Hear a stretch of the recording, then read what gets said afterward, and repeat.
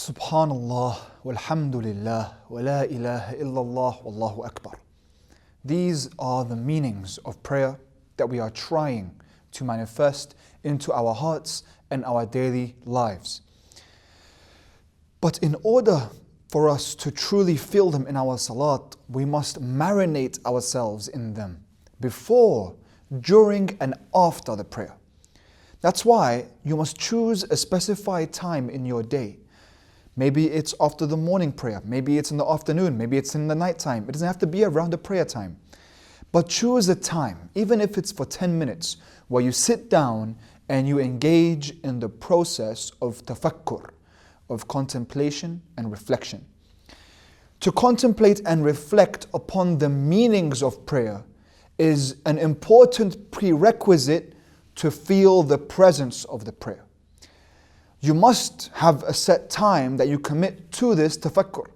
Our greatest ulama, even Imam Khomeini, someone who was so busy throughout his life, had 45 minutes every single day where he would sit underneath a tree.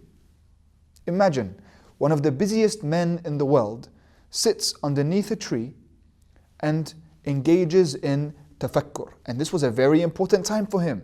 And he would say, I would never spend my rest time studying, and I would never spend my study time resting. And of course, he would never spend his tafakkur time doing anything else, his reflection time and contemplation time. Set a time for that contemplation. Because through that tafakkur, we will engage in salat as a dhikr. Because salat is supposed to be a station of remembrance. But in order for it to be a station of remembrance, you have to be remembering something.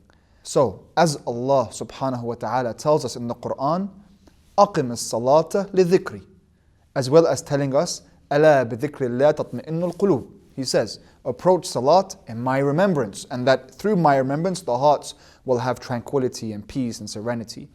This remembrance happens through prayer. But in order for us to have remembrance and dhikr, we must engage in fikr. They say, al-fikr thumma al-dhikr. Reflection and tafakkur before remembrance. But once you have that reflection, then dhikr becomes a remembrance of the inner conversation happening inside. That inner conversation happens through tafakkur upon the meanings of salat. The inner conversation is what you are constantly telling yourself, thinking of, answering the questions concerning these meanings, which the knowledge behind them remains unlimited. So as long as you contemplate and reflect, you'll always find more bawatin and esoteric meanings to them in your daily lives. You'll see them manifest in front of you. And then we understand what Imam Ali alayhi salam means when he says in Dua Kumail, Allahumma ja'al awqati fil layli wan nahar bi dhikrika ma'mura.